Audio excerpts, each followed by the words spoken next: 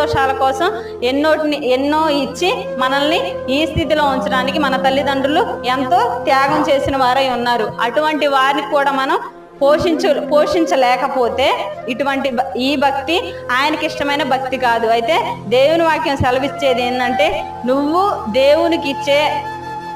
దేవునికి ఇచ్చేదైనా సరే మొదట నీ తల్లిదండ్రులను చూసుకున్న తర్వాత, అప్పటికి దేవుడు నిన్ను ఒకవేళ వృద్ధి చేస్తే, ఇంకా నీ దగ్గర మిగులుంటే అప్పుడు వచ్చి దేవుని సన్నిధిలో నువ్వు ఇవ్వు.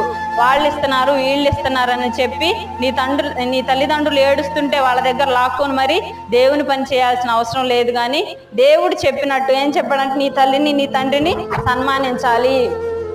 సామెతల గ్రంథంలో రాయబడి ఉండిద్ది ఏమిటంటే, నీ తల్లి మాటను నువ్వు నిర్లక్ష్యం చేయొద్దు, నీ తండ్రి ఉపదేశాన్ని నువ్వు మానుకోవద్దు, ముదిమిలో నీ తల్లిని నిర్లక్ష్యం చేయవద్దు అని సామెతల గ్రంథంలో చాలా